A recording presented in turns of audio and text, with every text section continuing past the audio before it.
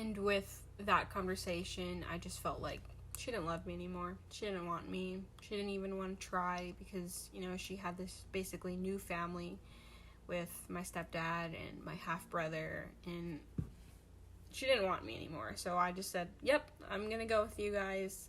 So I moved up here my senior year, and things were still bad. I thought things would get better, and I didn't go to church at that time because my aunt and uncle weren't very religious per se. They didn't go to church or read the Bible much. They said they believed in God, but I don't know, they just had a weird way of showing it. So my faith started to dwindle. What's up, guys? I'm back with another video. So today's a little bit something different. I've been feeling this really strong feeling and wanting to share this with you guys. Something just happened to me, and I've just realized a lot of things this past 2 days. But if you don't know who I am, my name is Taylor. Thank you so much for coming back to my channel. If you don't know me and you're just subscribing and you're just clicking onto this video, I hope you enjoy, and don't forget to like, comment, and subscribe. So a couple days ago, something happened to me. I had this really crazy, terrifying, scary dream. And just to give you a little bit of a backstory, I am Christian, and I do believe in God, and I do believe that I have a relationship with Him, and so this kind of ties into it. But I did have a dream, and it was really scary. It was something that I haven't experienced in a while. I used to have these type of dreams when I was a kid because the house that I lived in was haunted, and because people killed themselves there, and I think maybe 1 or 2 people died on the property because it was 4 houses on this big piece of land, and in each of those houses something happened, which is crazy, and I don't know why we even got that house, but it was kind of cheap, and me being from Hawaii, anything that is slightly cheap is good because it's so expensive to live there. So basically in this dream, I was, to keep it short, was being thrown around by a spirit or a demonic presence around this house that I was in with my friends and some people that I know. It was like an Airbnb or something, and I was being thrown around in the air by this spirit. And like I said, I've had dreams like this before when I was a kid, when I was going through those things, when we had presents in our house, and we had our pastor come in and try to get rid of it basically. And so I was being thrown around, and I was very scared, and I was in shock, and I didn't know what to do. And in the dreams that I've had before when I was a kid, I would try to say Jesus' name to try to rebuke it or try to get rid of it, just by calling on to Him and making sure that He was there. And in those dreams, every time I try to say His name, they would try to mute me or try to make me not say His name, because obviously. And so I tried to call onto His name, and at first that spirit or that presence didn't want me to say it, but then I was just you know what, let me just sing. So I just started singing this worship song. I don't remember what the song was, but I know it was by Hillsong Worship. They're one of my favorite Christian bands ever. And so I just started singing that about Jesus, and I was crying because I was so scared, but I was overwhelmed by the Holy Spirit. And as I was singing, these 2 people, sorry, I forgot to mention that, there's this couple, they were with me, they were seeing what was happening. All my friends and family went away for some reason, and so they were on the ground while I was up in the air being thrown around, literally, and they were watching what was happening. So when I started singing, they started singing with me, and it was honestly the most emotional thing that I've ever experienced, especially in a dream, that they started singing with me while I was praising Him. So they were singing with me, and in the dream I was just slowly being put down to the ground because I was singing about Him, and I said His name, and that pretty much just released me. But at the same time, I also just felt this really big sense of peace and relief as I was being slowly put back down to the ground. And then the last thing that I do remember is me sitting on the ground just like this, and the couple in front of me were just sitting there, and I was crying because I was just still so scared about what just happened, but they were singing with me, and I was so overwhelmed. I know that God was with me. Spirit was there, because everything was just better. I felt so much better, and everything was just peaceful. So then when I woke up, I was still really scared, so I woke up crying from that dream.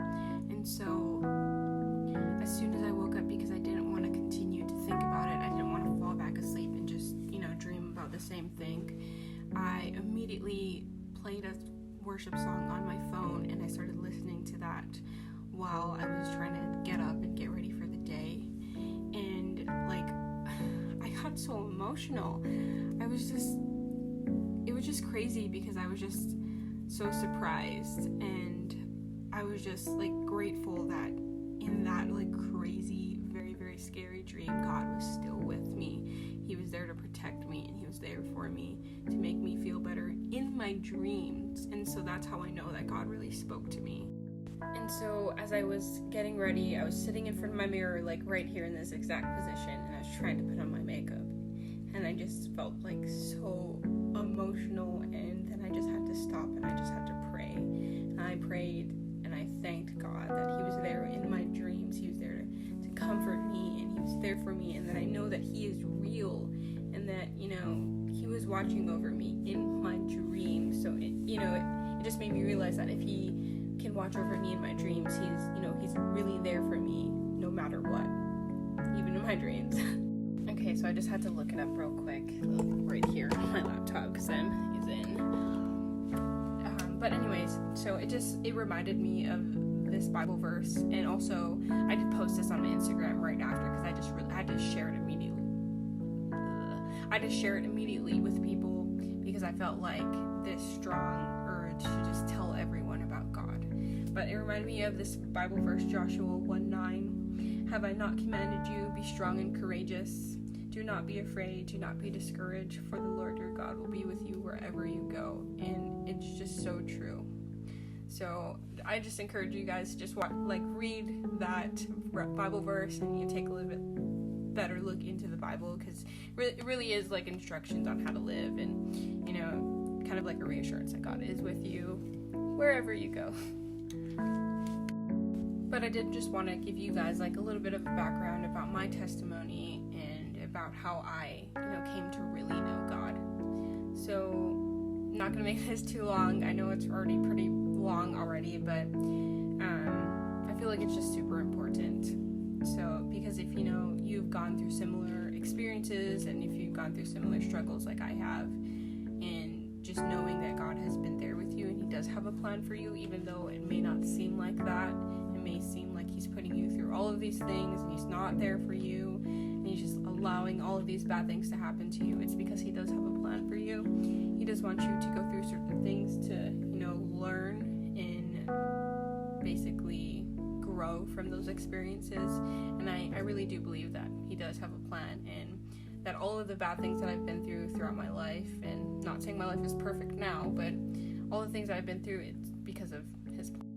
So basically, I grew up in a Christian family, and I did grow up going to church every Sunday. And on the Sundays that we couldn't go, for some reason, my mom always tried to get us to read the Bible or have some sort of Bible study to kind of get us to grow up with that in our lives. And so it kind of just started from when I was a kid. The first thing that happened was my mom and my dad, they were separated for 11 years because my dad got into drugs and he wasn't really faithful, I guess.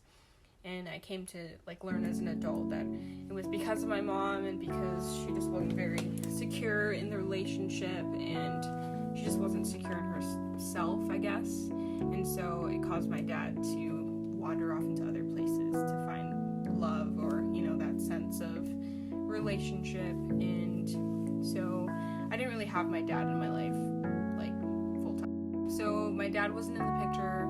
And then fast forward a couple years later, my dad did get deported. He's from the Philippines. I'm half Filipino. But he did go back to the Philippines because he was waiting for a court date for something. I really still don't know what he did till this day. But he was waiting for his court date for 7 months. And my dad was a citizen, I think, or he had his green card or something. I don't remember. Obviously, that's why he got deported. But he was waiting for that long for just a court date and was given the option to either wait 11 or 7 more months or to just go home. And so he was just like, this is not worth it. So he just decided to just go back home. So my dad did get deported in 2011, I think. It's either 2011 or 2008, I don't remember. But I haven't seen my dad for as long as that's been, from 2008 all the way up to 2019. I haven't seen my dad. I speak to him, but it's kind of...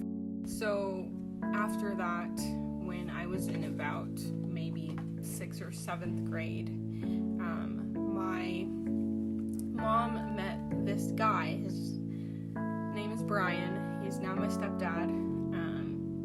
And it was really fast. My mom, I felt like she was trying to compensate, and she was just trying to find someone to save her and try to get her back into a relationship again, because she felt like she was so empty without my dad. And he moved in within like a month or two, and then they had a baby, or at least she found out she was pregnant a couple months later. So it was really just not the greatest relationship, because it really rushed into things, and that really affected my brother and I. And we were just kids, so we just knew like some guy was moving into our house, and my mom had this new relationship, and we were like, well, like, dad just got deported, like, why are you in another relationship? So like, some of my friends and family kind of know, but they don't really know the full extent of how abusive my stepdad was. He was very verbally abusive. He was like 8 or 9 years younger than my mom, and he was still in kind of a party mode. Excuse me. And so he would always go out. He would take my mom's car. He would just do all these things without my mom and leave her wondering where he is, but she still stayed with him, and we don't understand till this day.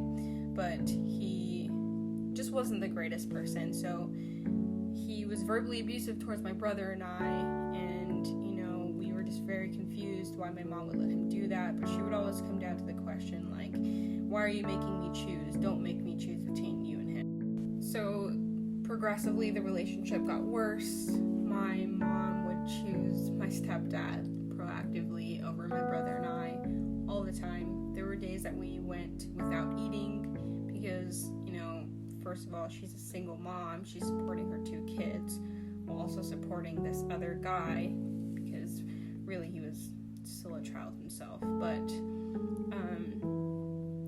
it was just hard because money was always an issue. Like, growing up in Hawaii, it's very expensive to live there. The cost of living is just kind of ridiculous, and it's very high. So it was just really hard on her to support us while also supporting him and whatever he was doing, whatever he wanted to do, because it was really all about him all the time. And so that led my brother and I into just a really dark place, because we just felt like my mom was abandoning us. She was all that we had, because my dad was no longer in the picture. So it just was really hard.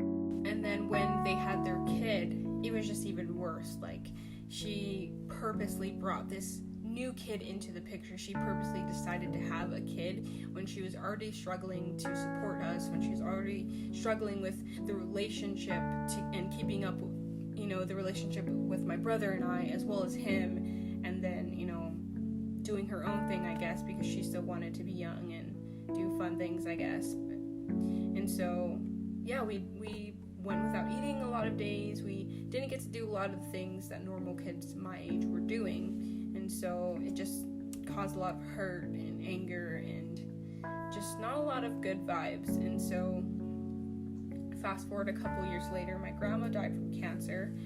And you know what? I think this is before. I don't really remember, but kind of going back into like the whole spirit thing. We did live in a house where it was kind of haunted because people did commit suicide.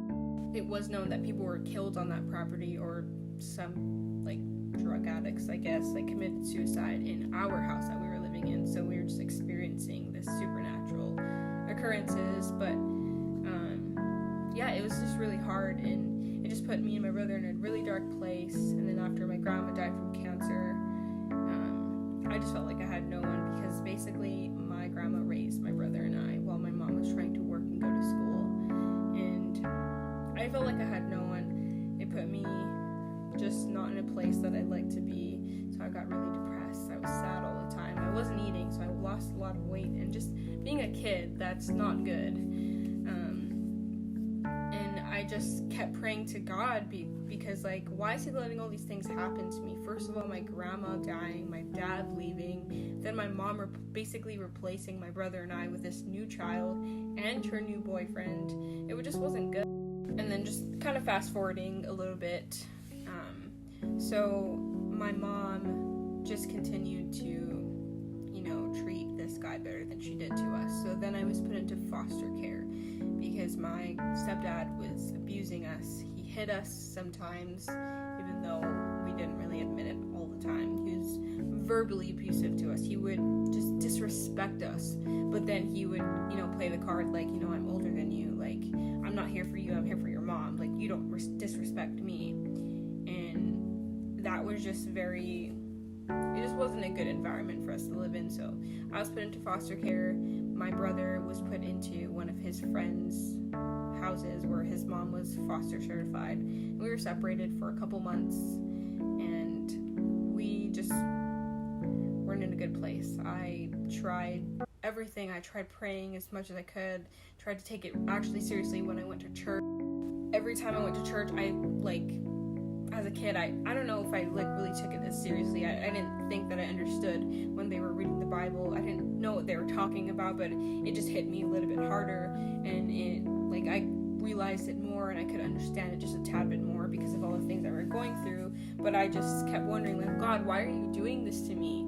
I am faithful to you. I'm praying to you all the time. I go to church, but really I'm just kind of going through the motions because that's just how I was raised, to go to church and to pray and sing worship songs and whatever. And I was just going through the motions, and I just didn't know why God was just allowing these things to happen to me, like allowing us to not have food all the time, allowing my stepdad to abuse us, or allowing my mom to just continue to let him treat us that way, and be in this toxic relationship. And I didn't get it. I really didn't. And so fast forward to the end of my junior year, things were just so bad with my mom. I wasn't doing good in school because I couldn't focus because I wasn't eating at home. I didn't have a happy environment. I wasn't allowed to go out and do a lot of things that kids my age were doing, and I wasn't able to have fun because, first of all, we didn't have money. We didn't even have Wi-Fi for a long time. We didn't have TV for a long time, so there's just really nothing. So that's kind of when I just started to read the Bible more, try to understand why he was doing this to me, why he was allowing these things to happen. But I didn't get it because, things were happening one after the other, and especially when I moved here to Utah. And the reason why I moved here to Utah is because I used to spend summers with my aunt and uncle across town with my cousins almost every summer, because it was a chance to just be a kid and to get away, and we were eating with them, we were going to the beach and hanging out with our cousins, and it was just always a good time. So my uncle told me that he got a job up here in Utah and that they were moving here, and if I wanted to go, because I actually just got a call before that conversation from my mom, and she said that she can't support me anymore. And that just hit me, because how can you not support your kid? Because I just asked her, hey mom, when can we go school supply shopping? I just need some stuff. And I was also in band, so I just needed a couple things. And she just said that she can't support me anymore. She doesn't have money, she can't take care of me. So basically a big F you. So like I was saying, this dream just really set this fire in me to want to just share with you guys. Thank you so much for listening. I really appreciate it. Please, share this with your friends and family, and so maybe they can relate with the things that I went through, and maybe they'll come to find Jesus as well. Please don't, judge me or hate or, me sharing this, if you may not believe yourself, because I just want to spread, that love and, his gospel with all of you guys. But yeah, thank you so much for listening, and just, subscribe if you want to hear more, because I definitely have a lot, more to share with you about him and about his word, and I just look forward to,